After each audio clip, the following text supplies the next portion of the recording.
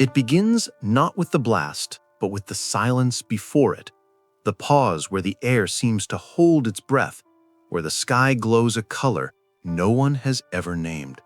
The world's heartbeat stutters, and in that instant, every person on Earth realizes that the thing they swore would never happen just did.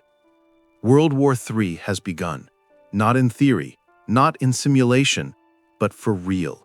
And as sirens start to wail and the horizon turns white, one question cuts through every human thought. Where can I survive this? Movies told us there would be bunkers, hidden concrete labyrinths, safe rooms stocked for years, fortresses buried deep beneath the soil. But reality doesn't look like cinema. The real science of survival is far colder, far more unforgiving, and far more achievable than most people think. Because in a nuclear war, survival doesn't belong to the rich or the powerful. It belongs to the informed, the people who understand how radiation moves, how structures fail, and how to build protection with whatever the world has left. Before we go further, take one moment. Subscribe to the Survival Brief. It might sound small, but in a crisis, information is your first layer of armor. Because what you remember in those first few minutes could mean the difference between a temporary shelter and a final mistake. Every shelter, no matter how advanced or improvised, fights the same three enemies: the blast, the radiation, and the fallout. The blast is the monster everyone imagines, a pressure wave so violent it crushes lungs and shatters buildings for miles. But that's not the real killer. The second and third waves, radiation and fallout, are what finish the job. Gamma rays, invisible and unstoppable, slice through walls, flesh, and bone. Fallout, microscopic fragments of the bomb's core mixed with ash and dust, drifts across entire continents, poisoning everything it touches. It lingers for days, weeks, sometimes months. It gets into water, soil, and food. You can't fight it. You can only outlast it. Science tells us that distance, mass, and time are the only defenses that matter. Distance weakens exposure, mass blocks it, time lets decay do its work. That's why the only real way to survive the unthinkable is to go underground and stay there long enough for the invisible storm above to die. But how deep is deep enough? How thick is thick enough? And what can you do if you live in a house, not a bunker? The gold standard comes from Switzerland, the only country where every modern home is required by law to have a fallout shelter. 1 meter of solid concrete, about 3 feet, cuts radiation exposure by over 90%. 2 meters of packed earth or reinforced concrete can reduce it by more than 1,000 times. Even 1 meter of soil above your head is enough to turn a lethal dose into a survivable one. That's the brutal truth of physics. You don't need perfection. You just need mass. For most people, that means improvisation. If you can't go deep, build density. If you can't afford steel and rebar, use what's around you. Water is one of the most effective shields on Earth. A wall of filled barrels, stacked in layers, can rival concrete in protection. Sandbags, earth, bricks, even books, anything heavy and compact becomes armor when arranged correctly. The goal is to create layers between you and the outside world. Every layer cuts the invisible knife a little more. But shielding is useless without air. Most shelter deaths in history weren't from radiation, they were from suffocation. When you seal yourself in, you trap carbon dioxide, heat, and humidity, and all three can kill faster than fallout ever could. Real shelters breathe. They inhale and exhale. The simplest way is with manual airflow, a hand-cranked fan or a homemade air pump built from plywood and plastic sheeting, a system tested for decades by civil defense experts. Add a filter, charcoal, sand, cloth, or a proper NBC unit if you have one, and you've bought time. In survival, every breath counts. Here's the truth most people don't want to hear. The perfect shelter doesn't exist. Every design is a compromise between safety and resources, between theory and time. But a good shelter, built smartly, can save your life even if it's made from dirt and willpower. If you understand the science, you can turn any basement, any crawl space, any apartment interior into something that dramatically increases your odds. Let's start with the math of survival. Radiation doesn't just fade, it halves. The 7-10 rule is the prepper's equation for time decay. For every 7-fold increase in time after detonation, the radiation level drops by a factor of 10. After 7 hours, it's 1/10 as dangerous. After 2 days, 1%. After 2 weeks, nearly safe. That's the logic of the 14-day rule, the minimum time you should plan to stay sealed in after a nuclear event. The longer you can wait, the safer you become. But waiting requires space, supplies, and sanity. Most people underestimate space. A shelter isn't just a hole in the ground. It's a machine for living. You need enough room to move, sleep, eat, and keep waste separate from air and water. Cramped conditions breed panic, sickness, and heat. Every person needs at least 3 square meters, about 30 square feet, for 2 weeks of confinement. The ceiling must be high enough, around 2 meters, to allow air circulation. Even the best-built bunker becomes a coffin if it overheats. Now imagine this from the perspective of a regular home. You don't have a bunker. You have a basement maybe, or a small apartment. What can you do? The same principles apply: distance, mass, and time. If you have a basement, pick the corner farthest from the outside walls. Stack dense materials between you and the exposed side: containers of water, boxes of books, bags of rice, dirt in bins. Build a cocoon inside your basement. If you don't have a basement, pick an interior room, a closet, pantry, or bathroom with no windows. Stack walls from the inside out. A single layer of filled containers can make a measurable difference. Every inch counts.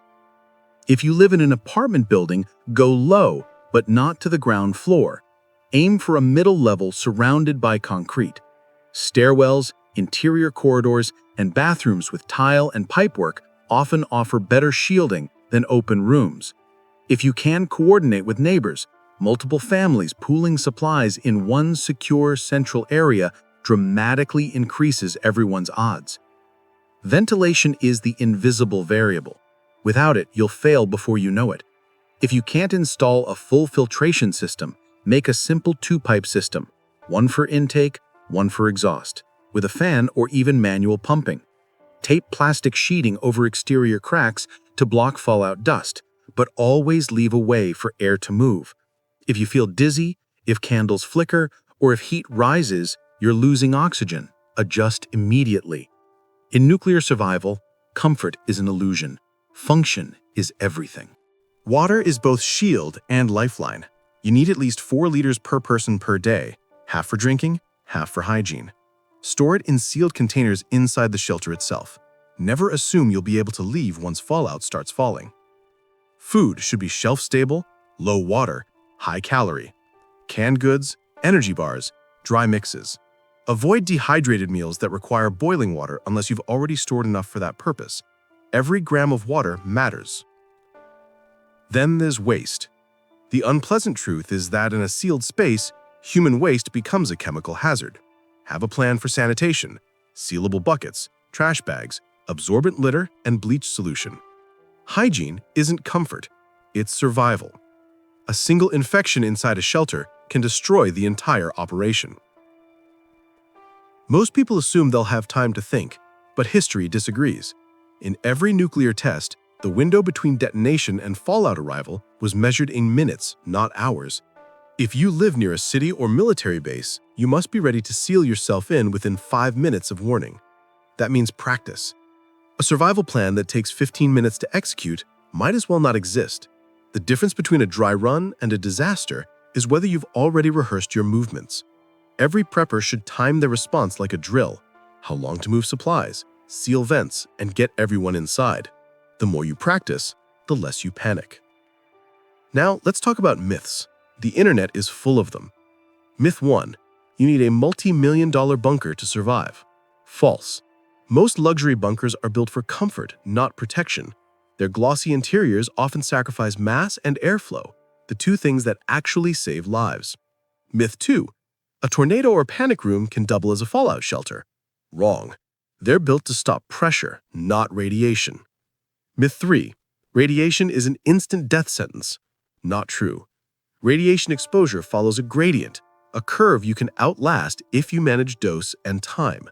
A PF, or protection factor, of 1,000 means you're 1,000 times safer inside than outside.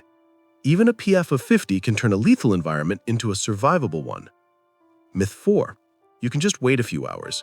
Fallout decays fast, but not fast enough. The invisible dust stays deadly for days. Leaving too soon is suicide disguised as impatience. Reality, not fear, is the foundation of preparedness. And reality says, every inch of shielding, every minute underground, and every breath of filtered air buys you another hour of life. Here's where the human factor enters. The longer you're sealed in, the harder it becomes to stay calm. Heat, darkness, boredom, they all eat away at discipline. Morale is physics for the mind. Without it, your systems collapse from the inside out. Routine becomes medicine. Assign tasks, ventilation checks, ration management, hygiene rotations. Structure prevents panic. A shelter isn't just walls and filters. It's a behavioral system designed to keep the human element from self-destructing. And then comes the question of testing. How do you know if your shelter actually works? Simple drills reveal more than theory ever will. Sit inside for 1 hour with everything sealed. Watch the candle flame. If it wavers or dims, your ventilation is failing. Test temperature after 2 hours. If it rises more than 5 degrees, add airflow. Want to measure shielding?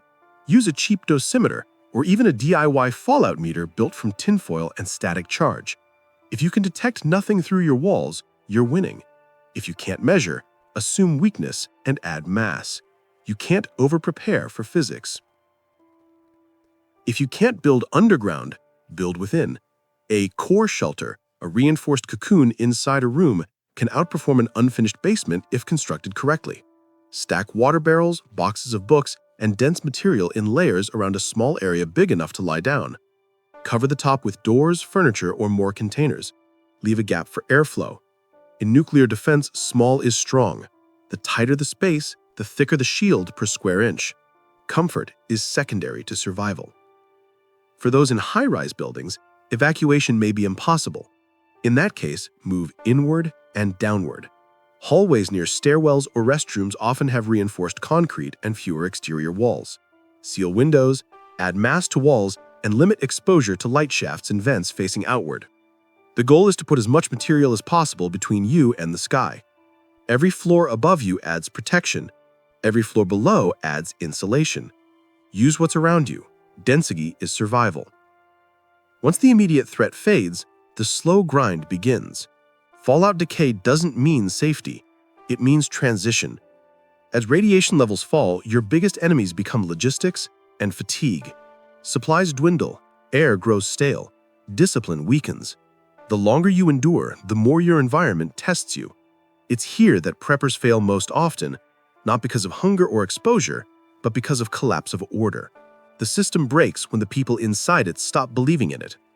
That's why the best shelters are not just built, they're lived in. They function like ecosystems, not vaults. Every task reinforces purpose. Every check restores confidence. When panic comes, purpose fights back. Somewhere outside, the storm burns itself out. The shockwave fades, the dust settles, but the invisible danger remains. The Geiger counter still clicks. The world outside is quieter now, but not yet safe. And this is where reality tests the will to survive. Because survival isn't just about outlasting the radiation, it's about rebuilding after it. When it's finally time to leave, do it slowly. Cover exposed skin, wear improvised masks, gloves, layers. Fallout dust clings like poisoned snow. Brush off before re-entering clean spaces. Use water sparingly for washing. Always check wind direction. Radiation follows air currents. The safest moment to emerge is after 14 days, but if you must move sooner, do it with purpose and distance in mind. Never linger near debris, drains, or downwind areas. And yet, here's the hidden truth that few admit. The shelter itself is not the goal. It's the bridge, the tool that buys enough time for civilization to breathe again. No structure, no matter how deep, guarantees a future. What guarantees survival is adaptation, the ability to take these lessons and apply them anywhere.